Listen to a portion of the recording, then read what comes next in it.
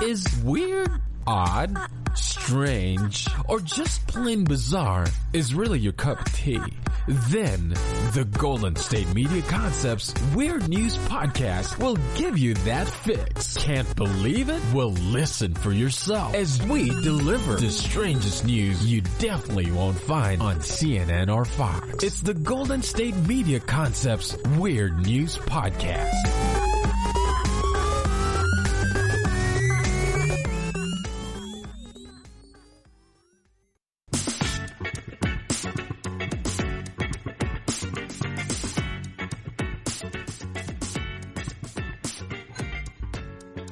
One Lego can take up to 4,240 newtons of force, or 953 pounds, or 8 Gwyneth Paltrows. Welcome to the GSMC Weird News Podcast. I am your host, Competitive Caleb, and today I will be bringing you the weird news. And we will be starting with the happiest stories of the week, including airplane design companies that are redesigning their center consoles because pilots keep spilling coffee on them. As well as a Swedish group of artists that keep creating tiny cities for mouses around their cities. But don't worry, quickly we will dive into the most depressing and sad stories of the week, including thick clouds of mosquitoes which are killing livestock throughout Louisiana, as well as a family of 5 who is forced to rely on a lemonade stand as their only source of income due to the coronavirus.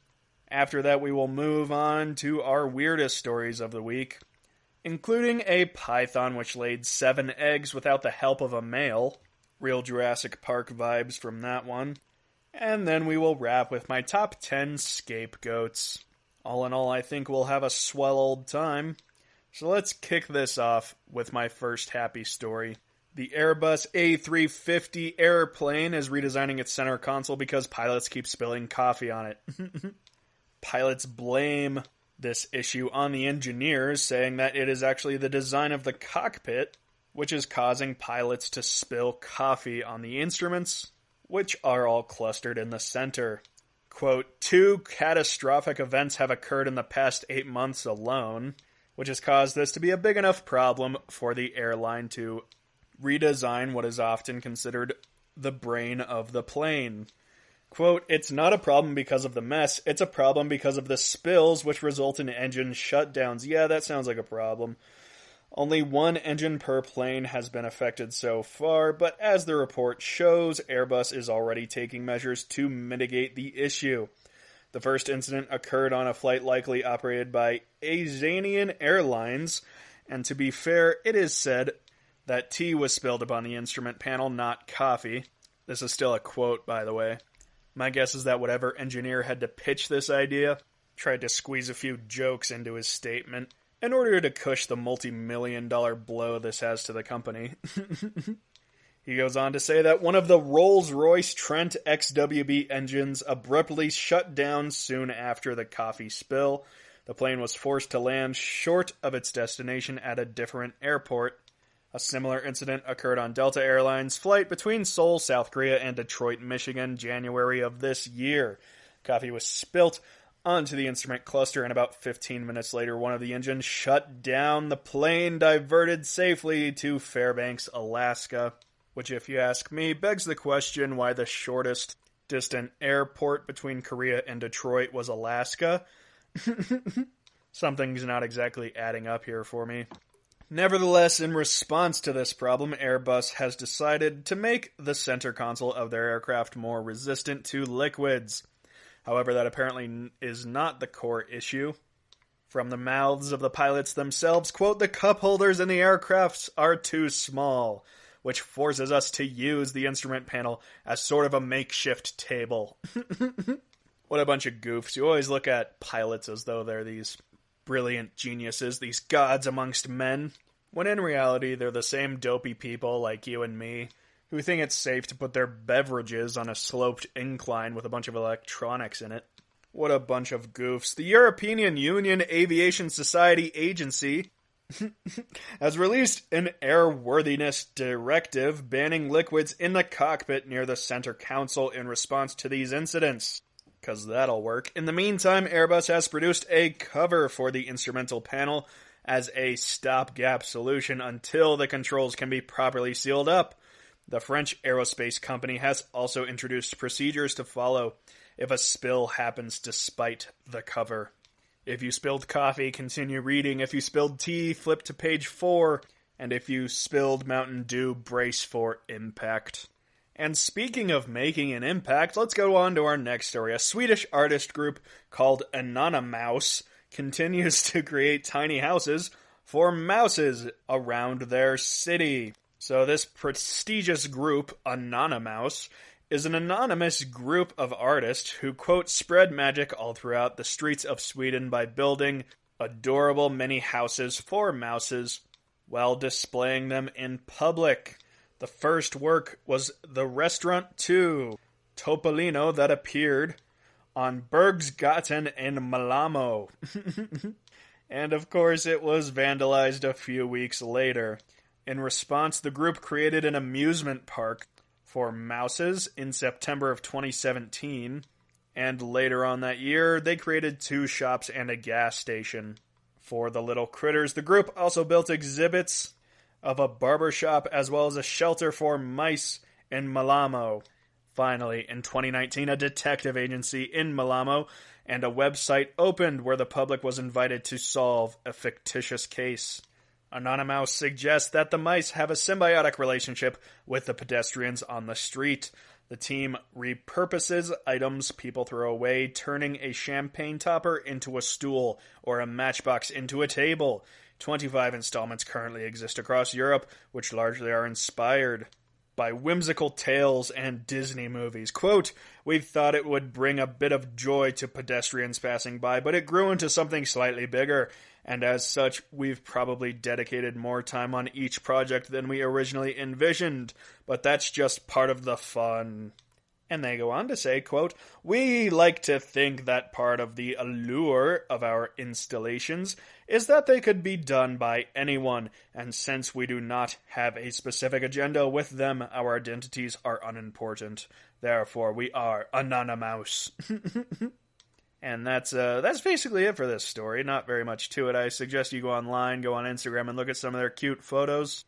It's all quite adorable. There's one that's a baker's shop, except it's just all baked nuts. Pretty cute stuff.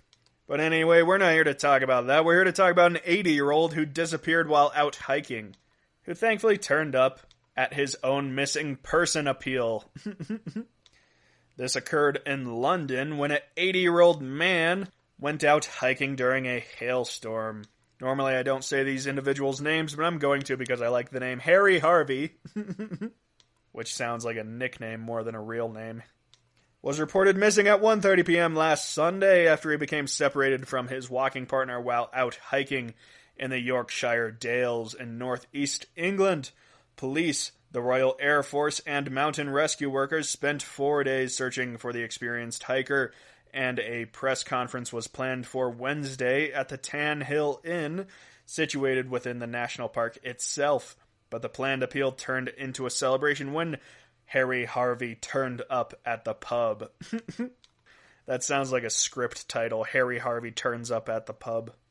Quote, a wildlife photographer had spotted him while out on the moors and contacted rescuers. Embraced by his son and daughter-in-law, Harvey, who had a large depression on his forehead, addressed the cameras and waiting reporters. They wrapped him in blankets and sat him next to a roaring fire in the county pub, and he described being, quote, caught in a really heavy hailstorm with howling gales and winds. By the time I got my kit on, it was really dark. So I reverted to plan B. By finding somewhere safe to camp and setting up my tent, I came off a bridge, and that was it. Lost my glasses and my compass. He was then asked how he felt about the gathering at the pub, which was set up to help find the lost man, and he responded, quote, if I had known I wouldn't have come back, I could do without all this. Kind of an old grouch. Quote, I had 3 really good wild camping nights where I was on my own and had all the kit I needed. The only thing I was getting a bit short of, I've got a hell of an appetite, and when I get hungry, I've got to get something to eat or I can't go on. As a mortal, I can relate to him. But speaking of relatives, his were not that enthusiastic about his experience. His daughter-in-law, whose name was not given, told the press conference, quote, "He's had a blast. We've had a nightmare." I like how she created her own soundbite. Harvey said that his son had a similar response by grounding him. It said that more than 100 mountain rescue members took part in the search for Harry Harvey, as well as search dogs, police officers, and members of the Royal Air Force. Goodness gracious. That doesn't make a whole lot of sense to me. I just imagine high-speed jets flying over the tree-laden mountains trying to find a man. Probably difficult to look out your window while traveling 200 to 300 miles per hour and find one individual. Anyways, the mountain rescue posted on Facebook, quote, "Great news, Harry Harvey has been found. He is safe and well on the moor near Tan Hill. Over 100 mountain rescue members have been involved in the successful search over the last 3 days. Thanks also to the substantial support offered by local peoples."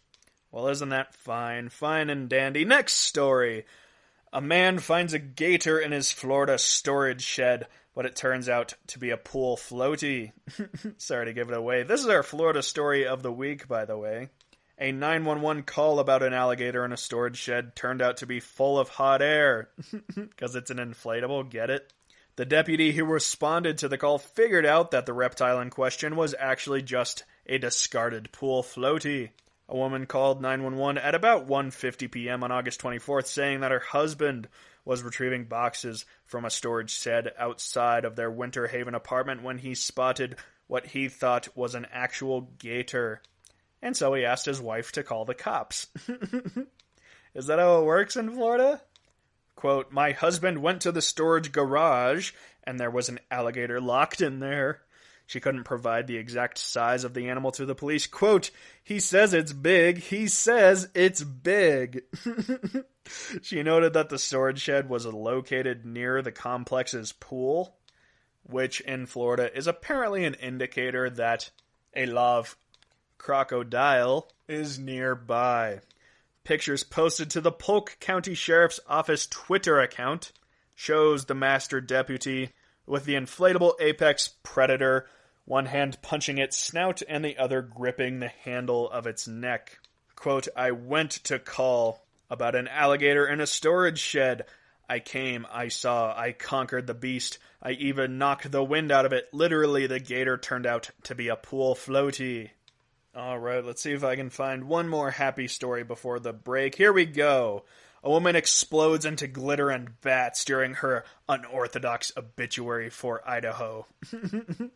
This woman left behind, quote, 4 spoiled cats, 2 stinky dogs, 3 bad birds, a turtle, and an utterly useless frog named Fred. That's what the obituary reads. Anyway, the unorthodox obituary for this woman out of Idaho gathered some attention on the internet due to the fact that during her burial, her ashes will be interred under a tree with the ridiculous multitude of animals she rescued, both wild and domestic. Before she died, the woman promised to communicate with her friends and families from the great beyond, quote, via the cockatiel psyche. Quote, she is survived by 4 spoiled cats, 2 stingy dogs, 3 bad birds, a turtle, an utterly useless frog named Fred, as well as 3 children and a husband of little to no importance. Before she passed, she stated that her future plans involved, quote, drinking beer with Terry Pratchett, which would have been fantastic, but I think he died, and, quote, flying across the moon on her broomstick for Halloween. Truly a woman of unwavering ambition. But, now she's dead, so, I mean, I guess now she can drink with Terry Pratchett. Shout out to Good Omens by Terry Pratchett, the 3rd funniest book ever written. But we have to go to a break, my friends. Stay tuned to the next section where we will get to my most depressing stories, which are consequently the funniest. Including a family of 5 who is forced to rely on a lemonade stand as their only source of income due to COVID, as well as a Kentucky man accused of stealing a police canine luring him with Vienna sausages. Stay tuned to later sections where we'll go into the weirdest of the weird, before my top 10 scapegoats of all history. Stay tuned for that and more. Check out the show built around the women of MMA. From the UFC to the extreme cage fighting, we got the fights covered. Listen. It's the Golden State Media Concepts Women's MMA Podcast. The latest news of upcoming fights, discussions of previous matches. Join us as we talk to and about the biggest names in women's mixed martial arts. Past, present, and future. When it's the women's fight game, you know where to listen to. The Golden State Media Concepts Women's MMA Podcast.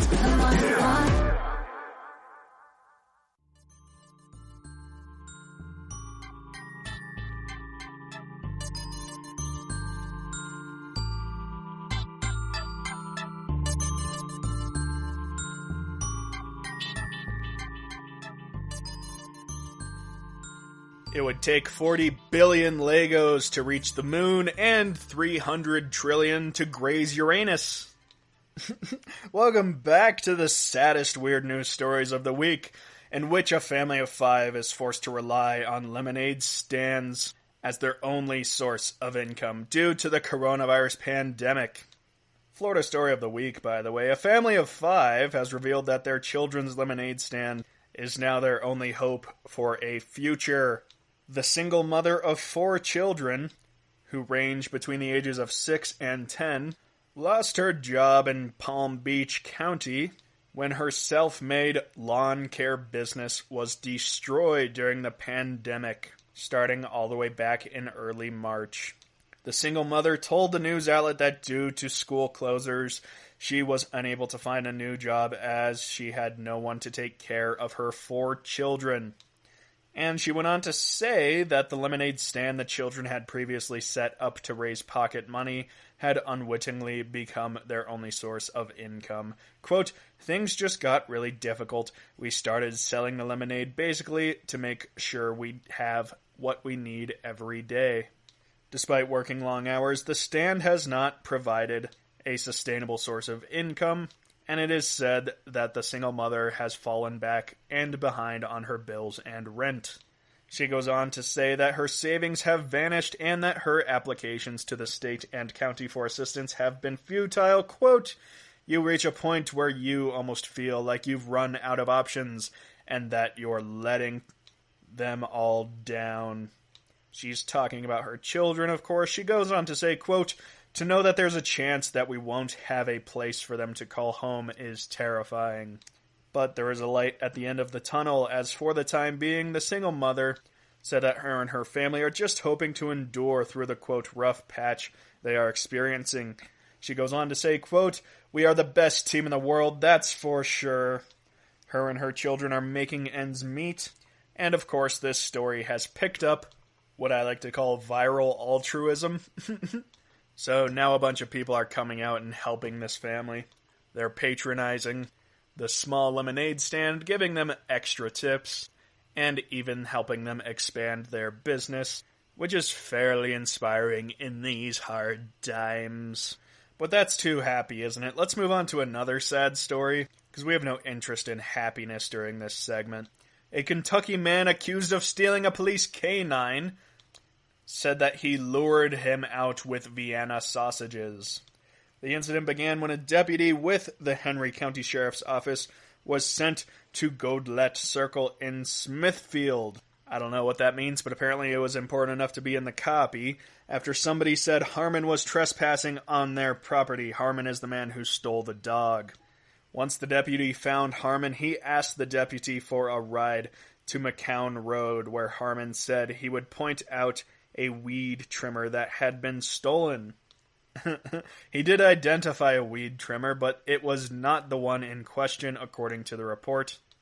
At that point, Harmon changed the subject and asked the deputy if the county sheriff's office knew what had happened to its canine that had been taken from the deputy's property earlier in August. The canine was missing for some time before it was found later in August. However, the police had not let out any information alleging that the dog had gone missing. So the cop realized this and confronted Harmon about what he had known about the canine's brief disappearance from the fenced-in property, and Harmon allegedly told the deputy that he, quote, had something to do with it. Quote, I coaxed him out with Vienna sausages. Harmon was then arrested and charged with theft by unlawful taking and second-degree criminal trespassing. That was a pretty good ending. I'm glad that these criminals are always taking a cartoon approach to these new crimes. However, I'm still trying to wait for somebody to rob a bank and carry out all the money in white bags with black dollar signs on them. But that story wasn't sad enough, was it? So let's move on to a thick cloud of mosquitoes, which are killing Louisiana livestock. This one's pretty brutal, actually. Experts in southwest Louisiana say clouds of mosquitoes have been so thick since Hurricane Laura that they're killing cattle and horses. Not the ponies. A veterinarian of Ville Platte says that the storms drain animals' blood, and animals also become exhausted from constantly moving in an attempt to avoid biting insects. He estimates that, quote, hundreds of cattle and a few horses have been killed in his 5-parish area. You can go online and view a photo that he took, which shows mosquitoes blanketing a bull's entire belly. Now, Louisiana State University is actually putting bug spray inside of planes, flying them over the hordes of bugs in order to thin out the mosquitoes left over by the storm. Pretty sad, weird news, but not sad enough.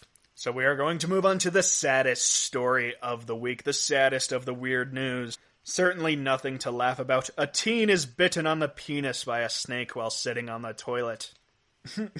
The teenager was rushed to the hospital after a 1.2 meter python bit his genitalia while he was on the toilet, leaving a, quote, blood spurting everywhere. Quote, the 18-year-old went to the loo yesterday evening when he felt a sudden pain on his manhood. When he looked down, he saw the python with its jaws clamped around the tip of his genitalia. The man said, quote, I screamed in terror during the incident. He's taking this quite professionally. Thankfully, he was rushed to the nearby hospital and his injuries were treated with 3 stitches. Ouch! Quote, I was using the toilet, but a few moments later after I sat down, I suddenly felt pain. I looked down and saw there was a snake hanging in the toilet.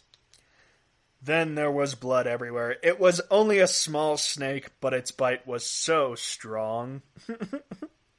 Quote, I hope that my penis can recover. Good Lord, that was the greatest interview of all time. Animal handlers arrived at the 2-story home and began searching for the snake, and they found it still coiled up in the toilet bowl. They used the snake catching equipment to snare the python and put it in a sack before releasing it back into the woodland.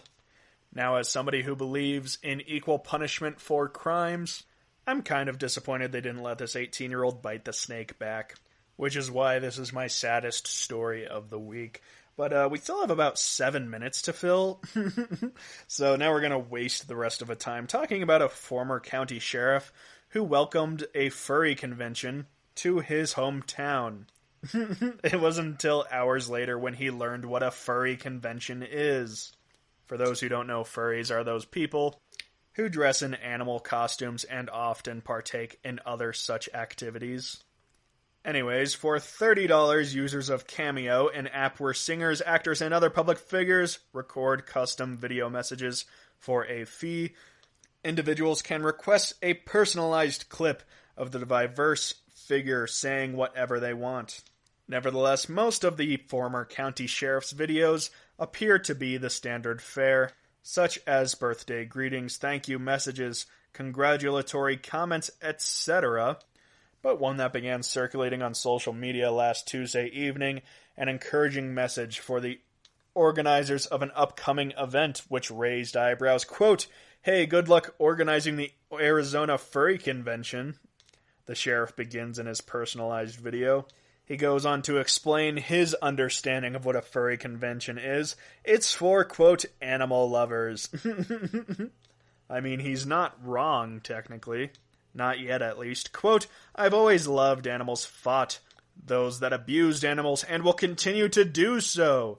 In any event, have a great convention. Holy Lord. Anyways, the 90-year-old former sheriff was referring to Arizona FurCon, which is an annual event where members of the furry community dress up as elaborate animal costumes and take on fursonas. Of course, organizers canceled the convention due to COVID-19, even though they are planning to reopen it in 2021. And in defense of the furries, many members of the subculture actually define it as one dedicated to artistic expression and helping people come out of their shells. Isn't that fine and dandy? But they've also long endured jokes from people who mock fursuiting as a sexual fetish, which is kind of really what it's rooted in. Anyways, going back to the video that the 90-year-old sheriff released, quote, "As far as what animal I would like to be, I'm kind of partial to dogs. But I love all animals. Thanks." Good Lord. Now, eventually his cameo upload was posted onto Twitter with the caption, "Have you had your day ruined yet?" And it was actually posted by a progressive lobbyist who had many responses from famous politicians. One Republican state rep said, quote, "Come on, I was feeling good today being my first day back on Twitter and all." And then a spokesman for the Arizona House Democrats said, quote, "This is the stuff of nightmares." Now, there is great speculation on whether or not this was an actual prank, but I think it's pretty obvious that it was. Mainly because of the controversy surrounding this sheriff. It's pretty well known that during his tenure he was marked as one of the biggest promoters of anti-immigrant laws, which of course garnered him a lot of scrutiny, which grew as it cost his taxpayers tens of millions of dollars in legal expenses being sued for this law, before he was pardoned by the current president, which forced a bunch of protesters to gather in downtown Phoenix to make their outrage known. So he has a lot of detractors, to say the least, and this actually isn't the first time he's been pranked. The famous Sacha Baron Cohen had him on his TV show, which is basically where Sacha Baron Cohen pretends to be a journalist who conducts a live interview, which is usually targeted towards making the interviewee look like a fool, which he did. It eventually veered to the ridiculous and raunchy side of questions, some of which even being sexually explicit. But the most controversy in this whole thing is that when the former sheriff was contacted himself, he said that he was skeptical that the cameo requester had any malicious intent, saying that he believed the person had requested videos before. He went on to say that he didn't know the identity of the person and couldn't recall what exactly he'd said in the clip. Quote, "I get these requests all the time, people wanting me to say happy birthday, this and that. I think I've gotten over 420 already. With my popularity, I could charge $1,000 for each one, but I only charge $30. I'm starting to see why people dislike him." He went on to say that he'd agreed to the request because he's a, quote, "big animal lover," but was unfamiliar with the annual convention for the furry community. He said he doesn't research the requests he gets in depth, but, quote, "If there's something really bad in there, I'm not going to repeat it. When they ask me to respond, I'm going to respond, but I'm not going to say anything that's derogatory. I responded to the animal situation because I want people not to abuse their animals." So yeah, he clearly had no idea what furries were all about. He was then asked for more information about the furry culture by people on Cameo, but he usually brushed them off and refused to answer them. Quote, "I have to do something to take up my time. Cameo is a good way to get to the people and answer their questions. I've gotten a lot of followers all around the nation." He was then asked why he mentioned his wife in the Cameo video, and he said, quote, "She's a big animal lover too." Holy Lord, I'm not sure this is still appropriate to have on this podcast. So, thankfully, that's where we're going to end this story. If you stay tuned to the next one, I'll give you even more weird news. Supposedly the weirdest of the weird news week. Starting with a St. Louis zoo, which says that their python laid 7 eggs without the help of a male. So we'll get to that. and more. Stay tuned to the last segment where I will give you my top 10 scapegoats.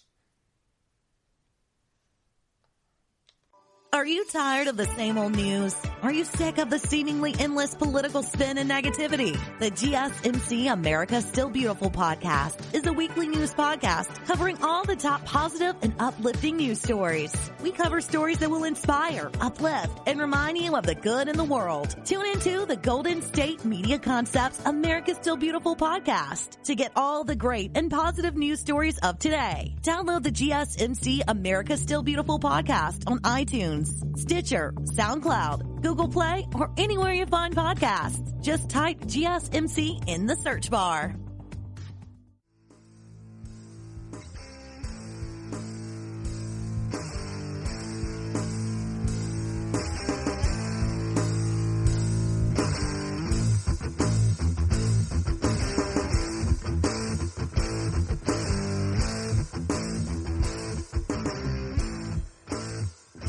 There are over 400 billion Legos on the planet, which if you can remember our last Lego fact, that means you could go to the moon 10 times there and back with the amount of Legos we have on Earth. I don't know why we built a bunch of spaceships to do that when we could have just used Legos. Seems like a preposterous expense of taxpayer dollars.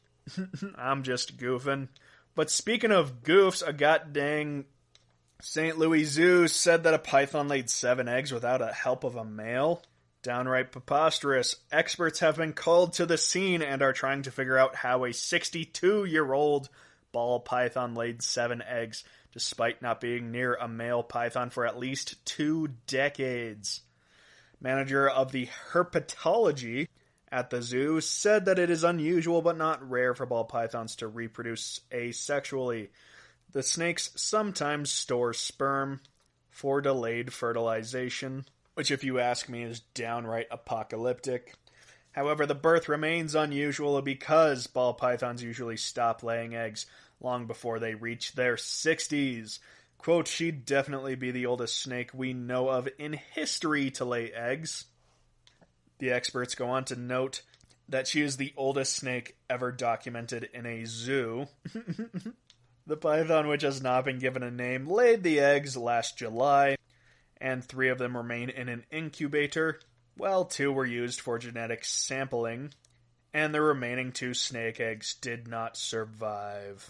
Despite this, it is expected that the eggs that remain should survive and should hatch in less than a month.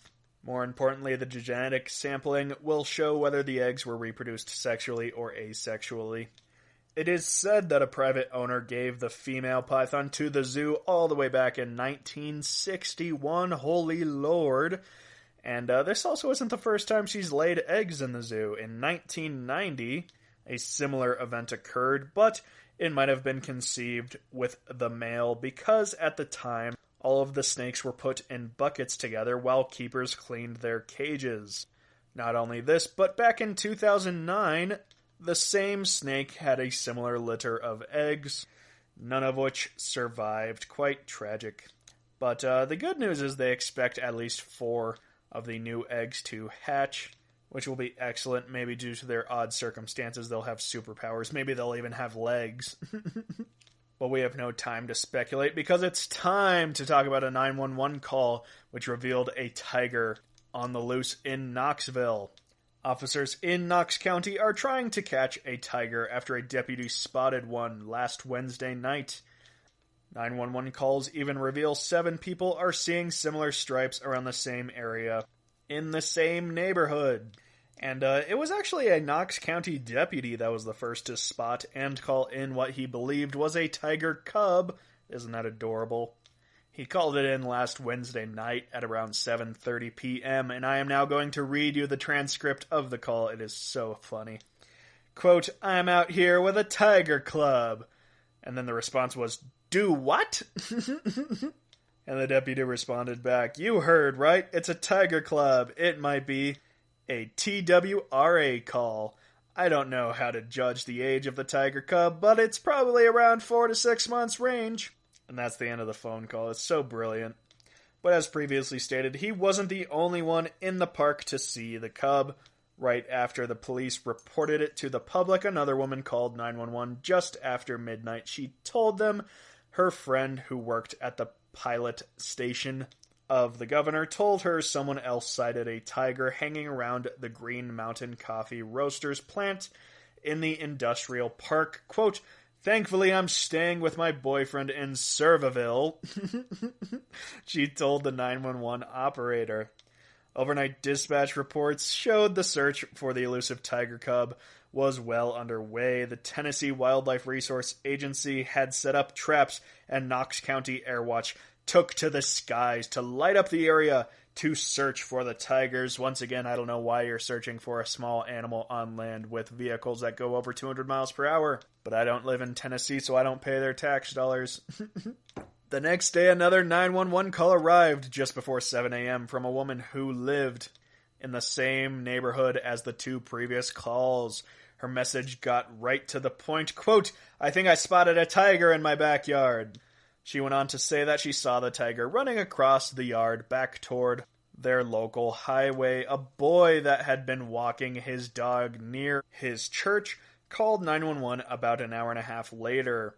He spotted it too and hurried back home with his dog, probably calmer than most would be after spotting a tiger prowling in their neighborhood. Quote, "I don't want it to attack me or anything," he told the 911 operator. Now people are trying to find the tiger, as well as trying to figure out where he came from. That is, if it actually turns out to be a tiger. The Knoxville Zoo and the Tiger Haven both said they have counted their large cats, and all of them are accounted for. And the search for the tiger continues in Knoxville. So if you have some spare time and don't mind getting eaten alive, you can go ahead and volunteer for that gesture. But tigers aren't the only thing on the loose. A runaway porta potty was seen rolling down Route 66. So this occurred in Albuquerque, of course. And you can go online and actually watch the video of this porta potty going down the highway at near full speed due to a gust of wind. Quote, "Severe gusts appeared to have dislodged the mobile toilet and forced it down a journey through a road that once connected Chicago to Los Angeles." So several motorists and passengers actually caught footage of the traveling portable toilet. And in response, some social media users posted videos of the traveling latrine to the song Dust in the Wind by Kansas, which is quite funny to watch if you have a spare 20 seconds. And most importantly of all, no injuries were reported, and it is unclear if anyone is inside. Holy Lord, a story could not end any better. Next story, Ice Cube claimed that he's now a certified Scottish Lord. So if you've been living under a rock and you don't know who Ice Cube is, he's a rapper and an actor and an all-around influencer. And he's now claiming that he's a Scottish Lord after a fan gifted him a piece of land in Aberdeenshire. So this all comes back to the root of corporations that have long sold off small pieces of land in Scotland, claiming that the purchase alone will make the buyer a lord or a lady of Scotland. And so the NWA rapper had a few fans, and these fans bought him a plot of land located in Scotland, and now Ice Cube is showing off the documents which certify him as a lord. Quote, "Did you know that your homeboy is a real lord? Somebody bought me a piece of land in Scotland. Makes me a real lord." And of course, he went on to encourage viewers to buy up their own land and, quote, "be a real lord like your homeboy Ice Cube."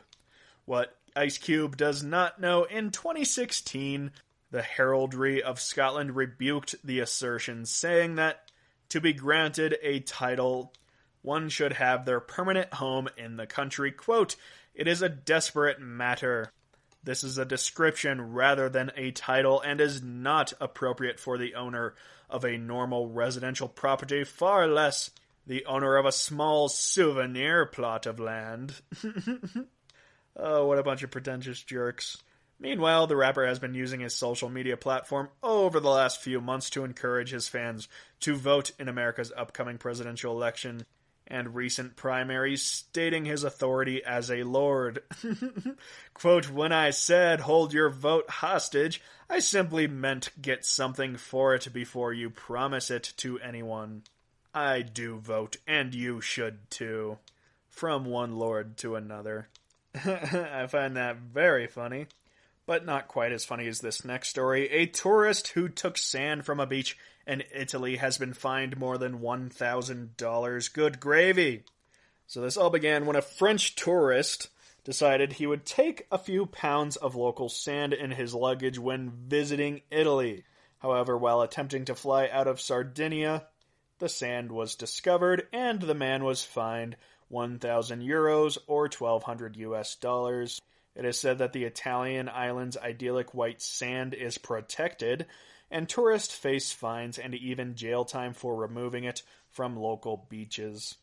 The unnamed man was apprehended at the local airport on September 1st after he was found in possession of a bottle containing 4.4 pounds of the coveted sand.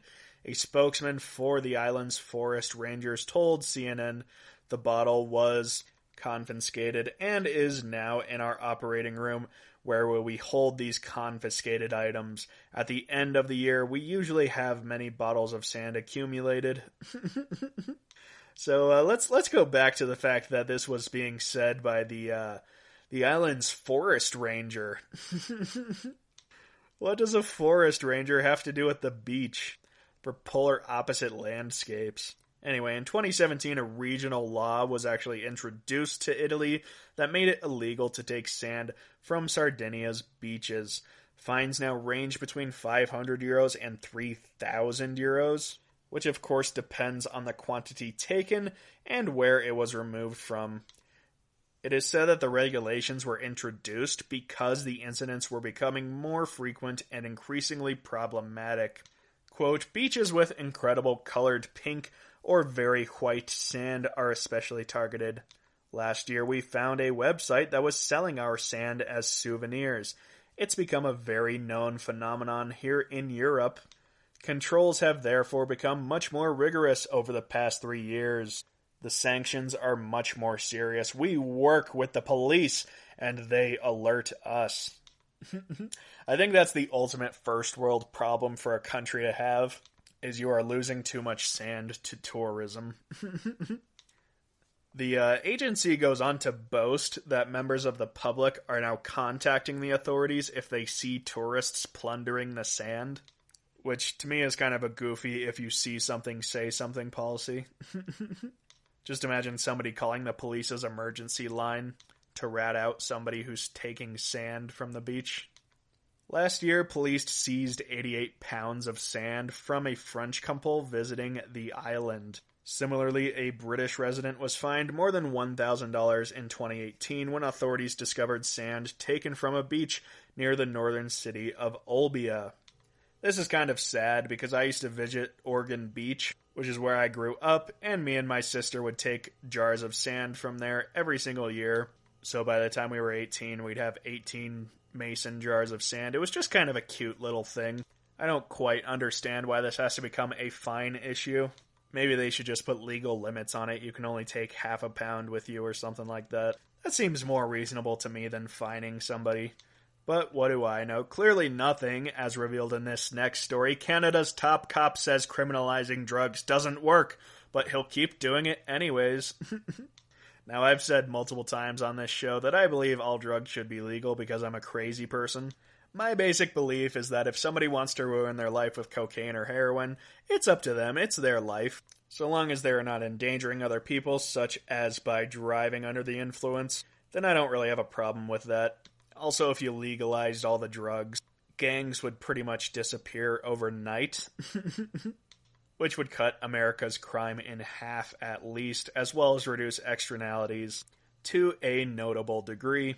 But, of course, this is a radical position. Almost everybody disagrees with me on this, so don't take me too seriously. But this article I found this week supports my ideas.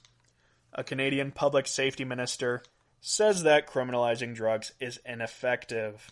Despite this, he will keep fighting to decriminalize them. He said in an interview, quote, "We don't want to see people prosecuted for simple possession of drugs." I agree with that. If they're not hurting anybody, why send them to prison? It doesn't make sense. Quote, "I disagree with your characterization of resistance." which is his roundabout way of saying that his government has resisted calls to eliminate criminal prohibitions on street drugs.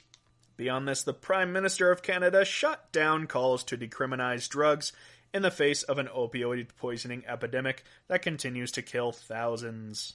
Which is of course true, but it's also important to bring up that millions of people a year kill themselves because they eat too much. I think that's the number one death cause in the first world areas is cardiovascular related deaths because of food intake and salt intake. So if people have freedom with food, I think it's only fair that they can have freedom with cocaine. That's my crazy level of reasoning.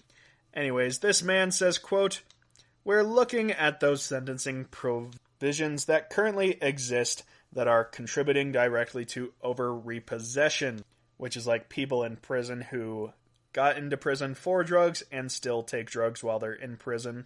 However, he points out that his administration is particularly interested in indigenous and racialized populations. Quote, "We want to make sure that we take the systematic discrimination and injustice out of this system." So his basic argument for drug decriminalization is that drug criminalization focuses mainly on punishing minorities, which is statistically true, but I believe principally flawed. One report goes on to say that decriminalizing drug possessions will in tangent offer a safer supply of the drugs they want, meaning that if cocaine was legal, its density and consistency would be regulated or at least published during the sale. But the Canadian official disagrees. Quote, "There is no safe supply of methamphetamine or fentanyl. There are a lot of drugs that are being made in somebody's garage or imported from foreign factories into our streets. Stopping the importation and production of those drugs is our first priority. We are committed to harm reduction, and we are working with our courts and with the police and with communities to find better ways to protect people." Now, if you ask me, if you legalize these drugs, the mass production would lower the price below the street drug price, and therefore get rid of all the dangerous unregulated drugs. But I'm not an official, what the hell do I know? And this official himself wraps up his statement by saying, quote, "Quite frankly, if you are a poor person, an indigenous person, or a form of racialized community, that civil penalty can be just as or even more impactful on you." Once again, he's going back to not being for drug criminalization. Kind of odd how he keeps flip-flopping. Quote, "So we want to make sure that we take the systematic discrimination and injustice out of this system." Which is, of course, a just motive, but I believe an unprincipled one. It's difficult to frame a concrete goal around this idea, which is why I like decriminalization, because there is a clear, concrete goal. Anyway, sorry to get so serious for a few minutes. We're gonna go into our next segment after this break, right? Yeah? But stay tuned, it'll be fun, a little more jocular. It'll be my top 10 scapegoats throughout history. Stay tuned for that. The GSMC Life and Happiness podcast takes you on a journey of exploration. We'll discuss tried and true methods alongside the latest trends of how to best live your life to its fullest and happiest. From psychology to meditation, science to self-help books, the GSMC Life and Happiness podcast will help you to discover what makes you happy and how you can live life being the best you possible. Download the GSMC Life and Happiness podcast on iTunes, Stitcher, SoundCloud, Google Play, or anywhere you find podcasts. Just type GSMC in the search bar.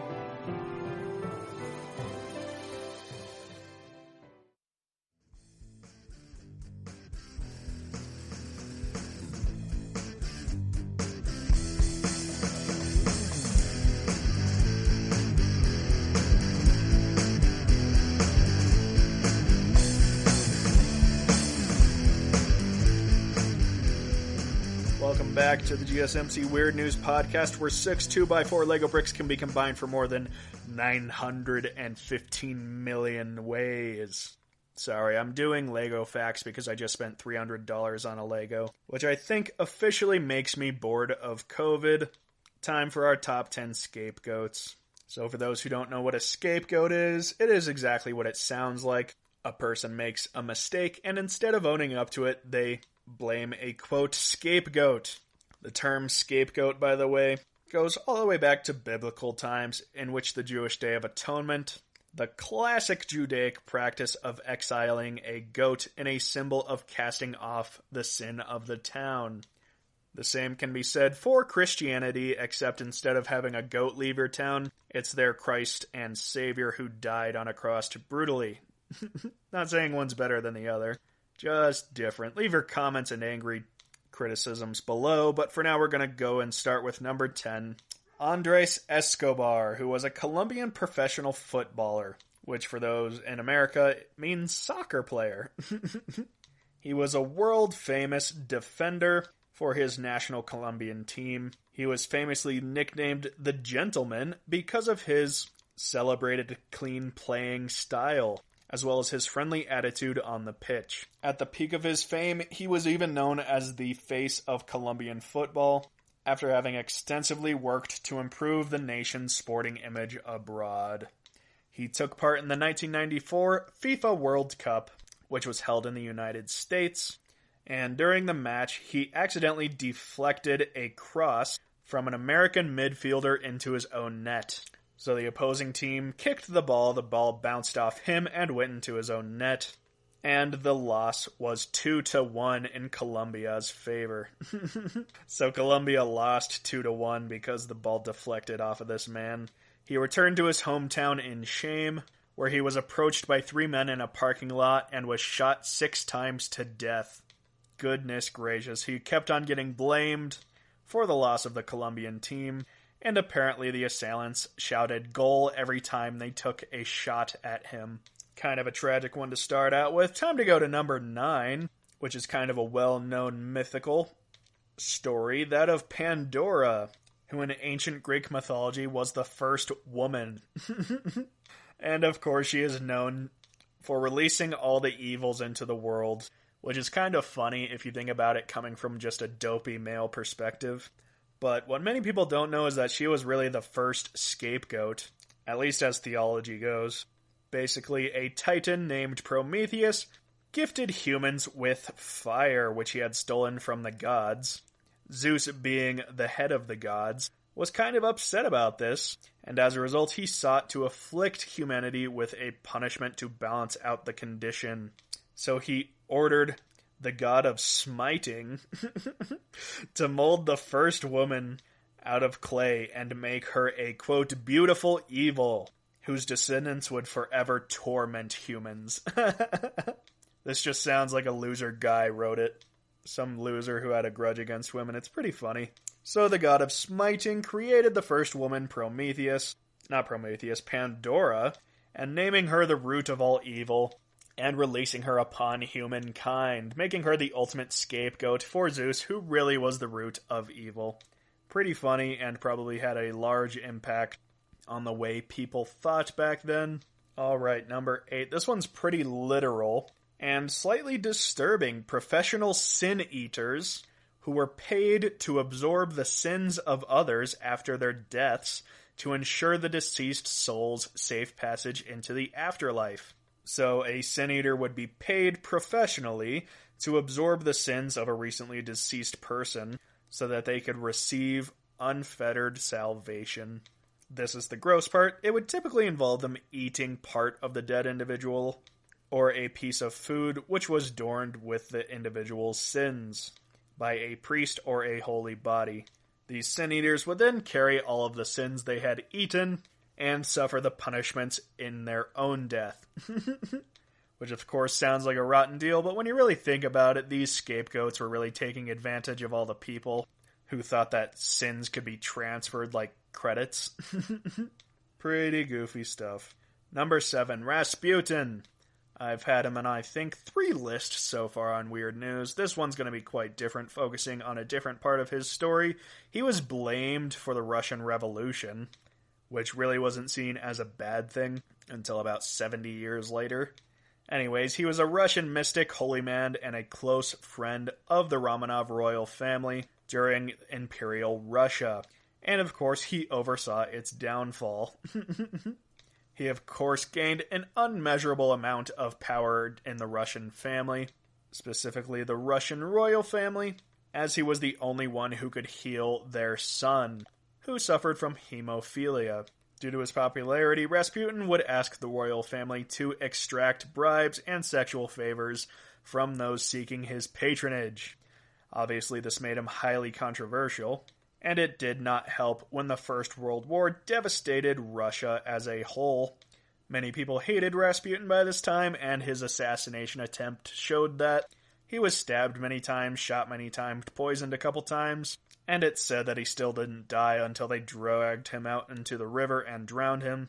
But nobody really knows for sure, and those same noble people who assassinated him blamed him for all of the anti-Romanov propaganda that fueled the revolution against the monarchy. A very funny, interesting story that I wish I could make a movie about. Alright, number 6. J. Bruce Ismay, who was blamed for the sinking of the Titanic and for his survival of the ship's calamitous fate. He was an English businessman most remembered for his tenure as chairman and managing director of the White Star Line, which was the shipping company that brought the RMS Titanic to life. He was one of the few men to survive the sinking of the Titanic, and despite the fact that he was clearly emotionally distressed at the fact that the ship sunk, many people said that he never ate after the day this Titanic sank. One woman even said, quote, "I have never seen a man so completely wrecked." Despite all of that, the blame for the sinking of the ship was quickly attached to him. He was summoned before both Congress and a British inquiry, which tarred him as the, quote, "coward of the Titanic," where he was depicted as a cruel tyrant and brutal murderer in the newspapers of the day. Rumors even emerged that he had encouraged the captain to attempt a faster voyage for greater publicity, which led to the sinking of the ship. However, the historical evidence is against all of that. In fact, to blame the sinking of the Titanic on one man is ludicrous. Ismay himself categorically followed the women and children first policy and was seen helping people onto the boats. Quote, "After rendering assistance to many passengers found sea collapsible, the last boat on the starboard side. No problems were there at the time. He helped every last woman and child in. There was room for him and he jumped in. Had he have not jumped in, he would have merely have added one more life, namely his own, to the number of those lost that night." Better move on. Alright, number 6. This one will be nice and short. Marie Antoinette. She never said, "Let them eat cake." In fact, the first recording of that statement came about 20 years later, after the revolution, in an attempt to justify the atrocities held by those who actually started the revolution. After they took their guillotining a bit too far, killing off many of their own leaders, they justified it with this false quote, saying that it is the reasoning behind their fury towards the rich. Alright, number 5. This one's going to be short too. Catherine O'Leary and her cow being blamed for the Great Chicago Fire of 1871. This is going to be short because we went through this in our top 10 fires of all time. Catherine was an Irish immigrant who was blamed along with her cow for starting the Great Chicago Fire of 1871. The fire was responsible for the deaths of about 300 people along with the destruction of 3.3 square miles of the city, with property damages totaling about $5 billion in 2018 inflated adjusted currency, and ultimately left 100,000 people homeless. Nobody really knows what started the fire. An official report says, quote, "Whether it originated from a spark blown from a chimney on that windy night or was set on fire by human agency, we are unable to determine." However, the Chicago Tribune published a false claim that the fire had been started when a cow kicked over a lantern whilst being milked. Since then, many people have blamed an anti-Irish sentiment which was going around Chicago at the time, as it was typical in the United States during the late 19th century. It is said that the narrative was encouraged with a stereotypical Irish drunkenness on the part of Miss O'Leary, who was largely blamed for the incident completely unfairly. Number 4, Alfred Dreyfus, who was convicted of treason due to anti-Semitism in France. It is said that in 1894, after learning that strategically important information concerning French artillery was being acquired by the rival nation of Germany, Dreyfus was arrested and charged with treason. Now, anybody who can look back through history is likely to notice that a person of Jewish descent likely would not be treasonous against France in favor of Germany. It doesn't really add up. Dreyfus appealed to the crowd, stating, quote, "I swear that I am innocent. I remain worthy of serving in the army. Long live France, long live the army." And an official responded, quote, "Jews are not desired." So it was clearly a case of anti-Semitism, and he was used as a scapegoat for France losing their strategy to the Germans. Alright, number 3 and 2 are going to be parallel, or perhaps you would call them perpendicular. The devil and God. This one will be pretty short too. Obviously, the devil and God have been used for blame in many circumstances. Peoples conquer other peoples in the name of God, and famines destroy entire nations in the name of the devil. They are probably the two most well-known scapegoats in all of history. These two excuses are of course used even today, with a lot of devastating impacts. Overall, probably the most devastating scapegoats throughout all of history, and it's not just the Christian, Judeo-Christian God and devil. It's of course any good God figure and any bad God figure that have been used in many cultures, usually for destructive reasons. Okay, number 1. Where is she? There she is, Yoko Ono. She was the second wife of John Lennon, and a brilliant musician in her own right. Notice I said was. Let's just say she's had her ups and downs in the music business. But more important than that, she is known for breaking up the Beatles. Of course, the Beatles were the most famous band in the world at the time, and most likely of all time. They broke up just a year after John and Ono got together, and the English press, as long as they had material to publish about, published that Yoko Ono was the cause of the Beatles breaking up. Quote, "The woman who broke up the Beatles," being one of their most famous headlines. But if you take into account any protest of the band members, Yoko Ono had nothing to do with it. Lennon, Harrison, McCartney have all each stated multiple times that Yoko Ono had nothing to do with the breaking up of the band at all. They of course did admit that it had a straining effect on the band, but it was more than just a guy picking a girl over his friends. Glad I could end on a lighthearted one. But I still have enough time to thank you for listening to the GSMC Weird News Podcast, brought to you by the GSMC Podcast Network. Please subscribe to this channel. Also leave a comment below, and share with your best of friends. If they hear the same weird news you did, then by God, you can have a conversation next time you guys meet. It'll be fantastic, so make sure you share with your friends. Follow us on Facebook, Twitter, and Instagram, and leave us a review on iTunes. It really helps us out a whole heck of a lot. Thanks, and until next time.